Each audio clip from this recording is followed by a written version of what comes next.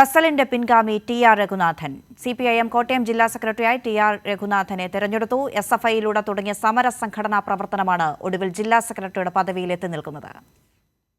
എസ്.എഫ്.ഐയിലൂടെയാണ് ടി.ആർ. രഘുനാഥൻ സംഘടനാ രംഗത്തേക്ക് കടന്നു വന്നത്. ബസേലിയസ് കോളേജ് യൂണിറ്റ് സെക്രട്ടറി പദവിയായിരുന്നു ആദ്യം. പിന്നീട് ഡിവൈഎഫ്ഐ യൂണിറ്റ് സെക്രട്ടറിയായി യുവജന സംഘടനാ രംഗത്ത് പ്രവർത്തനം ആരംഭിച്ചു. DYFI Puthuppally block president, Ayarkunnam block secretary, ജില്ലാ പ്രസിഡന്റ്, സംസ്ഥാന കമ്മിറ്റി അംഗം എന്നീ നിലയിലും പ്രവർത്തിച്ചു.